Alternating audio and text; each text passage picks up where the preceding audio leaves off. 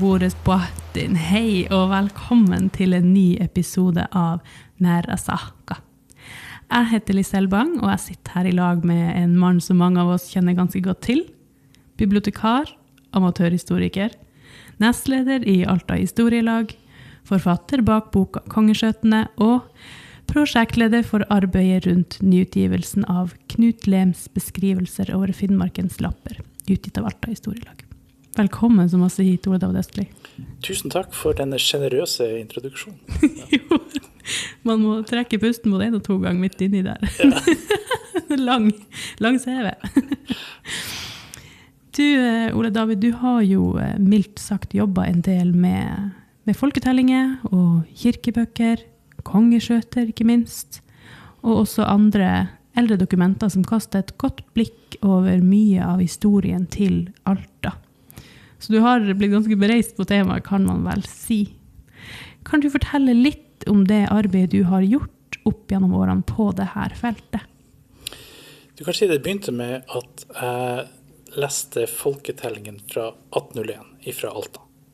Jeg synes det var litt spennende å se hva står det i den. Det er en gammel kilde, og det er liksom en fullstendig oversikt over alle som bodde i Alta på det tidspunktet.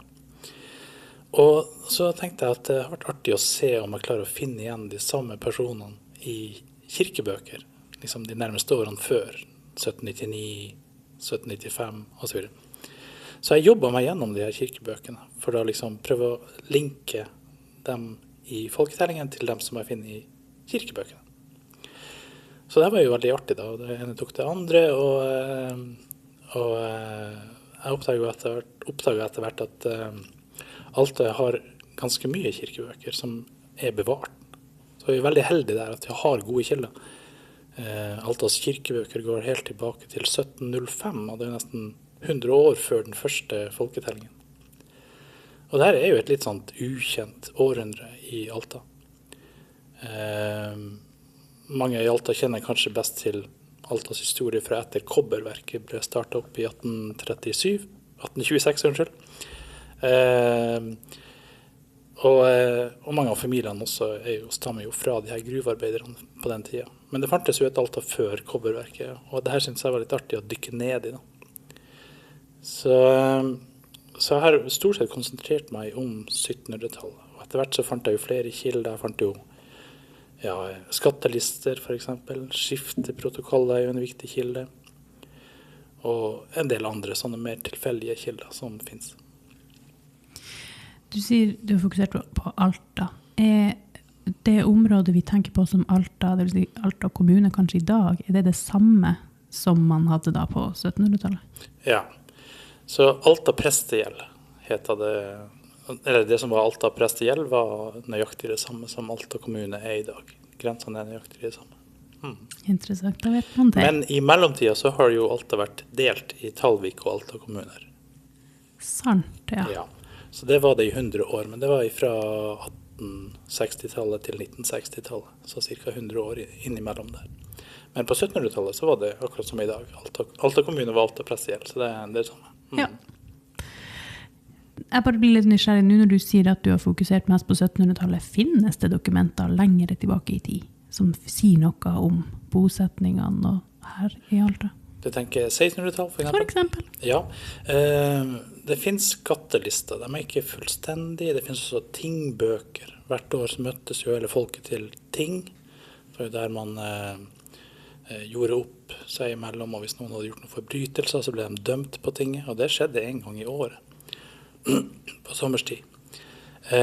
Og der finnes det jo protokoller fra de her tingene. Da får man kanskje vite hvem har slått den andre i hodet med en hammer, eller så det er mest sånn der uting som foregår der, som man får vite om.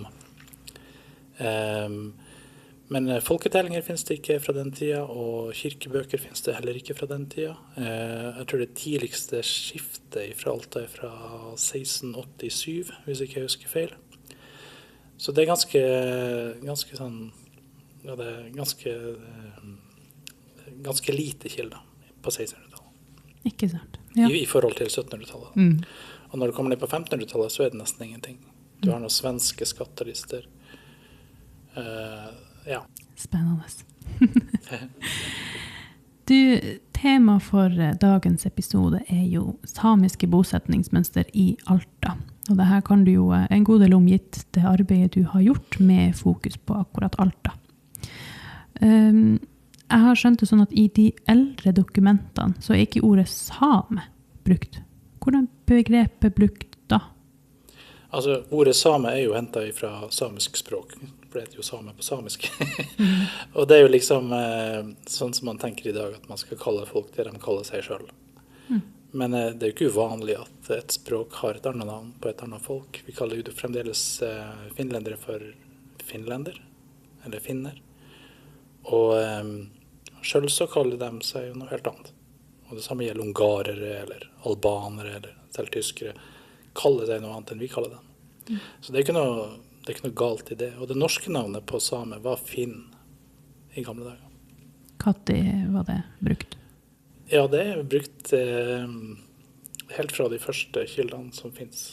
Så for eksempel i kirkebøker og skattelister så kalles de finner. Og det er ganske langt frem i tid, helt frem til 1900-tallet, langt inn på 1900-tallet. Før man da begynner å bruke den samiske egenbenevnelsen på samen. Ordet lapp, det har vel også vært brukt? Lapp er mer et svensk og russisk begrep, egentlig, fra starten av. Finn er litt eldre og finnes i norsk språk. Lapp, det begynner man å bruke sånn kanskje 1100-1200-tallet i Sverige og Russland. Men siden så kommer det jo ut en bok som heter Laponia, skrevet av en som heter Schäferus. Så lapp ble etter hvert det navnet man ble vant med, eller man kjente best i Europa. Og det førte til at historikere og vitenskapsmenn begynte å bruke ordet lapp, siden det var liksom internasjonalt kjent. Så det er liksom historien bak det. Men en artig detalj er jo Knut Lem. Han var jo prest i Talvik, som den gangen omfattet hele Alta kommune. Og i kirkeboka så bruker han begrepet Finn. Men boka heter jo Finnmarkens lapper. Ok, ja. Ja, men han bruker ikke det i kirkebøkene. Så privat så bruker han ordet Finn. Men når han skal skrive for et internasjonalt publikum, så må han bruke lapp, for det er Ikke sant. det er det man forstår i Europa. Innviklet, hæ? Ja, det er litt innviklet. Ja. Men det skaper jo også mye forvirring, da. Ja. Men det gjorde det allerede på den tida, så Knut Lem skriver jo om denne begrepsforvirringen. Skal man kalle det Finn, skal man kalle det lapp? Han nevner også der at kvenene mener at det er dem selv som bør kalles Finn, og ikke de her samene. Så det mange har vært fornærmet på mange forskjellige måter over her. Ja. Ja, ikke sant. Hører med til historien sikkert. Du sier at du fokuserte mest på 1700-tallet, og bosetningen i Alta da. Hvordan så den samiske bosetningen i Alta ut rundt 1700-tallet da, tidlig der? Ja, altså, man må jo nesten anta at Alta var en sjøsamisk fjord rundt 1600 da. Men så kom Kalmarkrigen, og man bygde denne festningen på Årøya. Og så var det jo også sånn at det bodde mye nordmenn ute på kysten. Og etter hvert så flyttet de innover i fjordene. Mye fordi at fiske ble mindre og mindre lønnsomt, og man måtte finne andre måter å leve på. Så de norske, veldig spesialiserte fiskerne ute på øyene begynte å trekke inn i fjordene og drive mer med husdyrhold og så videre. Så da traff de jo på samene i de sjøsamiske fjordene på en måte, og Alta var en av de. Så når man kommer frem til 1700-tallet, så er det omtrent en tredjedel eller en fjerdedel av Altas befolkning er da nordmenn. Og de bor da særlig i Langnes, Talvik, Årøya og sånne steder. Du kan si Midtfjords. Ja. Ja. Men resten av Alta var hovedsakelig samisk befolkning. Ok, så røffelig sett 2/3 på den tiden var kanskje samisk? Ja, 2/3 eller 3/4. Ja. Ja. Ikke sant. Var det noe kvensk bosetning her da? Ja, altså, det er litt vanskelig å si når de første kvenene kommer. Og de første kvenene som kommer, de mer sånn enkeltvis. Du finner for eksempel i skattelister allerede før 1700 nevnt blant nordmenn. Dette kommer jeg tilbake til. Men blant nordmenn så det finner du navn som Thomas Kven. Og det står at de bor ute på Langnes. Og alt dette litt sånn mystisk. Men det tydelig at det var kvener, sånn enkeltvis, kanskje 2 og 3 familier med kvener som hadde flyttet til Alta. Det ikke det noe stort mysterium sånn sett, at folk flytter over landegrensen. Det har jo folk gjort i alle tider. Men det som med skattelisten, at der det delt mellom de norske og de samiske. Og det ikke fordi at fogden antropolog eller noe sånt. Han ikke interessert i etnisitet som sådan, men han interessert i skatteklasser. Okay. Fordi nordmenn og samer betalte skatt på hver sin måte. Så akkurat detaljene der kan jeg ikke så mye om, men det var tydelig at du skulle enten være regnet blant nordmenn eller blant samer. Og noen av kvenene var regnet blant nordmenn, faktisk. Så de skattet som om de var nordmenn. Som betyr, kanskje det bare betyr at de levde som nordmenn, at de levde i en norsk bygd, for eksempel, og skattet som de andre nordmenn. Og senere finner vi også at enkelte kvener bosetter seg ved Alta, for eksempel. Og da skattet de som samer. Så kvener kunne gå inn i begge de her to forskjellige skatteklassene, kan man si det. Men så etter hvert da, så kommer det jo flere kvener, og til slutt så blir det et helt lite eget lokalsamfunn i Altadalen. Ja. Hva tid det, for å sette det litt i perspektiv, hva tid det man kan si at kvenene begynner å komme i større antall? Ja. Mellom 1715 og 1720 vil jeg si at da begynner det å komme sånn jevnt hvert år 2 og 3 familier, liksom over en periode. Så da kan du si at da etableres det kvenske Alta som et lokalsamfunn der man snakker kvensk med familien, med naboen på en måte. Tidligere hadde det vært liksom at du var den eneste som snakker kvensk kanskje i bygda og sånn. Så etableringen av et kvensk lokalsamfunn, det foregår der. Så etter at de her kvenske familier begynte å komme rundt 1715-1720 i den perioden, da bodde det kanskje også en god del nordmenn i Alta. Gjorde det? I Alta kommune, tenker du, eller tenker du Alta i snever forstand? Ja, Alta kommune kanskje.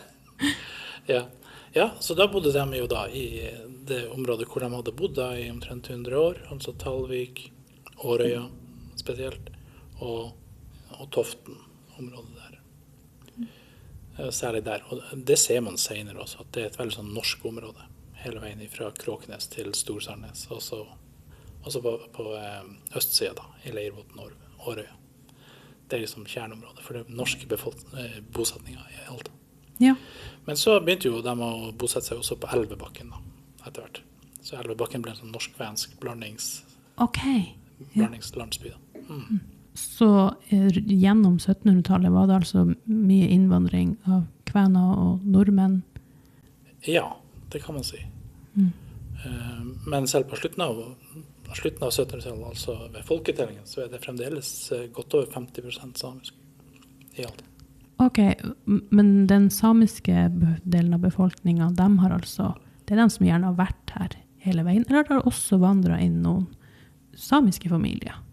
Jo da, og det har de jo. Det har jo vært både innvandring og utvandring av samer gjennom alle tider. Men det er jo ikke så uvanlig det. Altså man flytter jo over til andre nabosogn, liksom. Men ikke sånn voldsom innvandring, sånn som man kanskje ser med kvenene. Nei, sant. De her kildene du har jobbet med, sier de noe om de her reindriftsfamiliene også, eller står det bare om de fastboende samene der? Det er klart, om sommeren, når reindriftssamene ved kysten, så går de gjerne til kirke i Talvik da. Men det omtales alltid som, de kalles gjerne fjellfinn. Det var ikke noe stygt ment å si fjellfinn på den tiden. Men det betyr reindriftssame, ganske enkelt. eller det står at de fra Kautokeino, eller de fra Aviovare. Så det liksom de to lokalsamfunnene som, sett fra myndighetene sier, så skiller mellom det. Kautokeino eller Aviovare. Og så har de videre østover, Nitana. Så det som de omtales da. Men da det bare at de kommer innom og døper sine barn, eller de kan komme innom og gifte seg, eller noe sånt der. Men det tydelig at det her da folk som ikke hører til i lokalsamfunnet. Ikke sant? Men vi ser allerede i dokumenter fra 1700-tallet at det var reindriftsfamilier som hadde beite også i Alta-området. Ja, det sier kilden jo ingenting om. Men det vet jo fra andre kilder. Knut Lehm forteller jo om det her, den her nomade livsstilen, at de flytter fra fjellet og til kysten. Ja, ikke sant. Og det var, hva var den fra, kilden? Altså, han jobbet jo her på 1720-30-tallet. Og det virker jo ikke som det noen ny næring han beskriver sånn sett. Det her jo lange tradisjoner han beskriver. Ja, klart. Det spesifikke plasser i Alta det har gjerne vært bosatt samer? Jeg tenker gjennom 1700-tallet, kanskje spesielt.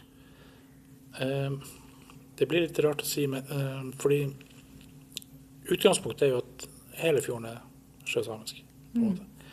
Så, men det du får etter hvert jo enkelte zoner hvor det mer nordmenn, og enkelte zoner som mer kvensk preget.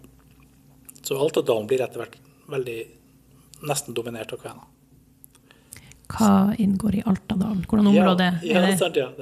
I gamle kilder så kalles det Alten, og det liksom i snever forstand. Du har som Altens prest gjelder hele Alta.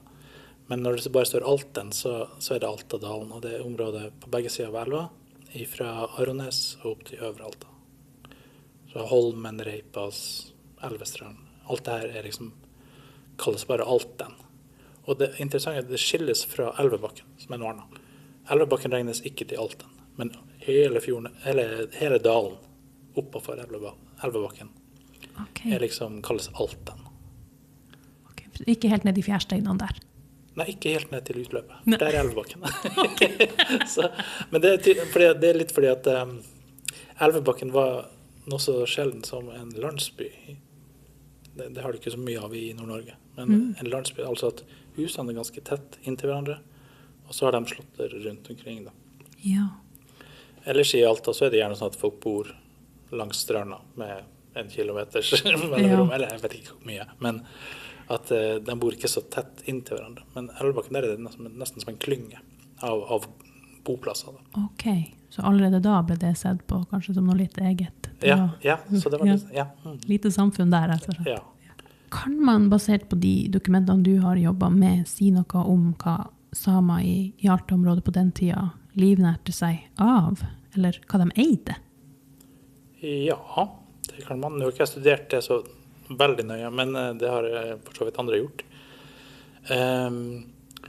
Så det her var jo en sjøsame lever på samme måte som en fiskerbonde, mer eller mindre.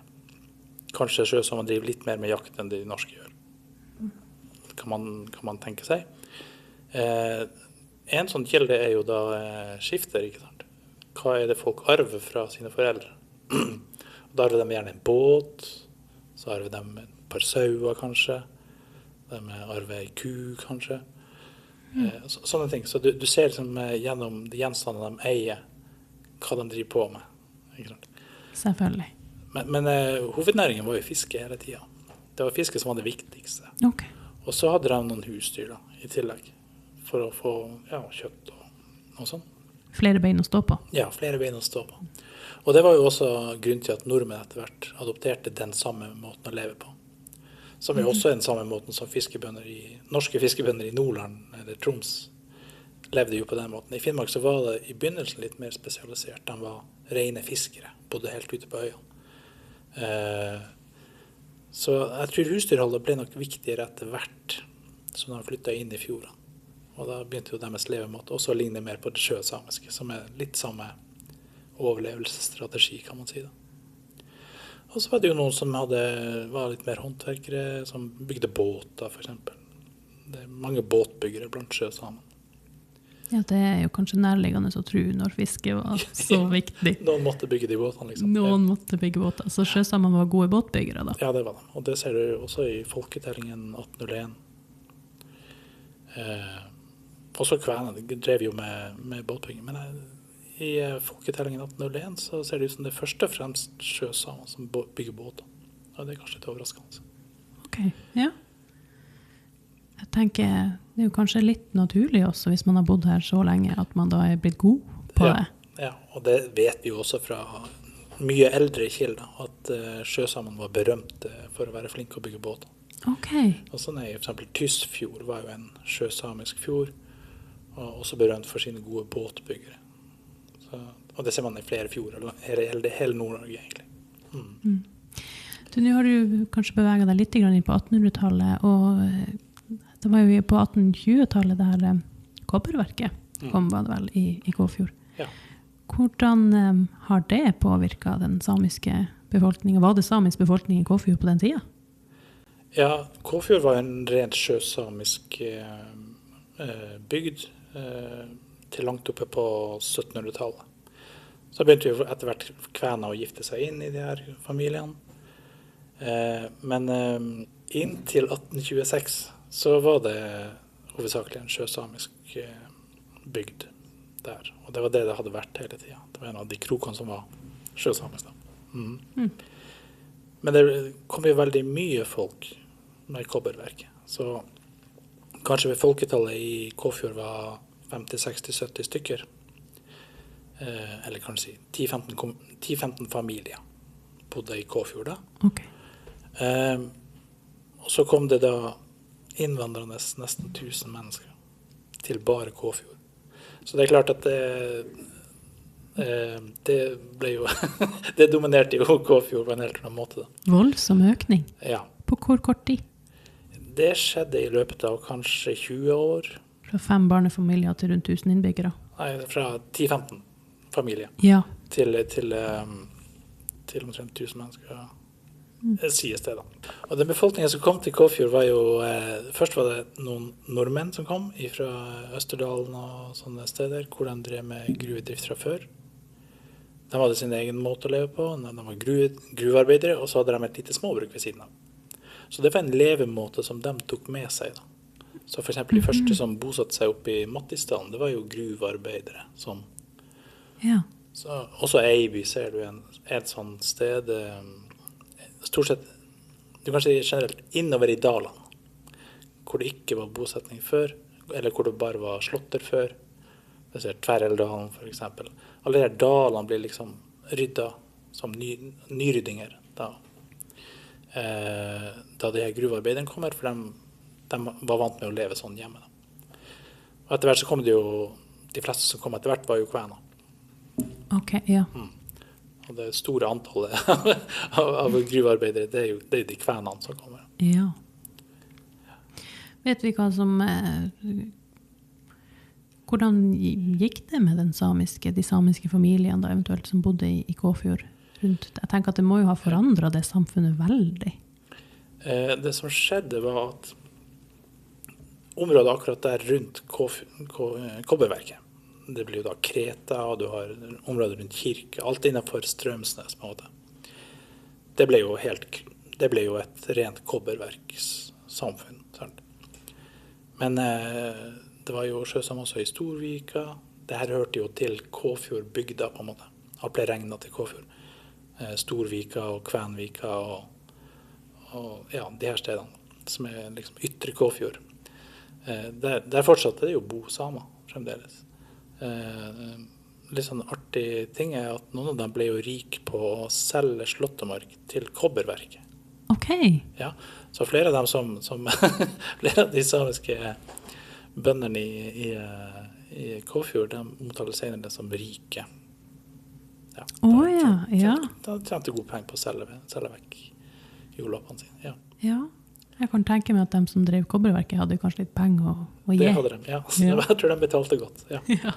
Jeg lurer også litt på de kildene du snakker om når det gjelder bosetning fra 1700-tallet, kanskje frem til 1820-tallet. kan man feste mye lit til dem, at det var riktig, det var sånn det var? Altså, det går et skille der rundt 1775, det derfor jeg skrev denne boka «Kongersskjøtene». For fra da av så har vi dokumentert hvor eiendommen deres var. Før det så kan vi ikke si noe om gårdshistorien noe særlig. Vi kan si at ok, den og den bodde i Læresfjord, men ikke hvor i Læresfjord, eller hvor i Langfjord, eller hvor i Alten, som de kalte det, Altadalen. Men fra det området, fra det tidspunktet, 1775 og litt fremover, så ble det jo nøye beskrevet hvor eiendommen lå, og hvor folk bodde. Så fra da av så har vi veldig gode kilder til det. Ja, hvis du er sorenskriver eller fogd, og du skal skrive en matrikkel, så må den jo være nøyaktig, for at det her skal jo selges senere, og det skal kjøpes, og det skal arves, og så videre. Så det var jo viktig at det var riktig det som stod der, og hele tiden henviser dem jo til kongersskjøtene da, ikke sant, hvordan de her forskjellige eiendommene er beskrevet. Og det må jo stemme da, ved et skifteoppgjør så må det jo være riktig, sant? Så ja, det var ikke noe, de hadde ikke noe å vinne på å si feil der, eller skrive feil. Så i stor grad, så når vi leser 1700-tallskildene, så kan vi tro på at ja, det var nok sånn. Ja. Men klart, allerede fra begynnelsen så begynte de jo å gifte seg inn med hverandre da. Ja, klart. Men det er jo særlig kvener som gifter seg med samer, eller kvener som gifter seg med nordmenn. Og det er sjeldnere nordmenn og samer som gifter seg med hverandre. Ok. Så det er et sånn artig fenomen der. Så er det jo etter hvert da, når vi kommer nærmere vår tid, så begynner jo alle å snakke norsk. Så det kvenske språket forsvinner etter hvert, og det samiske språket forsvinner etter hvert, mer eller mindre. Det er ikke så mange som i dag bor i Alta og har lært sjøsamisk Alta-dialekt fra sine foreldre. Ja. Det er veldig få. Kan jeg skrive under på at det er veldig få ja i dag, dessverre. Ja. Så de som snakker samisk i Norge, i Alta i dag, har gjerne lært det i Kautokeino, eller er selv fra Kautokeino. For eksempel, ja. Men trolig ikke fra en familie, sjøsamisk familie i Altafjorden. Det har vi erfart her. Ja. Ja. Vi skal snart gå inn for landing her, men jeg må spørre først, kan se for meg at du ikke er helt ferdig å jobbe med de her tingene. Hva kommer du til å jobbe med fremover? Akkurat nå skal jeg ha en liten pause, tror jeg, okay. fra lokalhistorie. Det er jo 2 prosjekter jeg har holdt på med, Kongersskjøtene og Knut Leim. På fritida? Og det her jobber jeg jo på fritida. Så det har vært mye. Så nå trenger jeg litt pause fra den her intense prosjektjobbingen. Så, men ellers er det jo å jobbe videre da med å kartlegge befolkningen i Alta. Fremover ifra når jeg kommer til 1837 i mitt system, her er et sånt datasystem som jeg driver og registrerer i. Veldig enkelt datasystem som jeg laget, som er hjemmelaget. Så neste blir da bare å fortsette med det, og så jobbe meg fremover fra 1837 og oppover 1800-tallet. Og det tror jeg blir veldig spennende, for det er den perioden hvor kobberverket kommer inn da, som, ja, sikkert mye som skjer da, fremover de 10 årene. Og det lille jeg har registrert av kobberverkstida er forferdelig rotet. Oi! Det kommer så mye folk, vet du. Ja. Og presten aner jo ikke hvordan han skal skrive kvenske etternavn eller fornavn, eller stakkars. Og folk, det er jo veldig farlig også å jobbe i gruva. Ja. Det er veldig mange som, første gang de er nevnt i kirkeboka, er når de begraves og så videre. Så det er veldig mange som dør, rett og slett. Og så i epidemier i denne tida. Så det var en ganske brutal tid det der. Det var harde tider der i kobberverkstida, i hvert fall i begynnelsen. Så det er veldig rotet og vanskelig å finne ut av det, liksom, befolkningen. Jeg gleder meg til å se når du er ferdig med pausen din og ta ordentlig tak i den delen, hva du kommer til å finne ut av da. Ja. Du, Ole David, det var en veldig interessant samtale. Det er alltid så lærerikt å høre deg fortelle. Jeg har gjort det noen gang nå, så tusen takk for at du kom til denne episoden i dag. Ja, takk for at jeg fikk komme. Kan være gjerne igjen. Ja, så får jeg notere meg det. Tusen takk også til deg som hørte på i dag. Hør mer i neste episode av Merra Saka. Mikola Hala.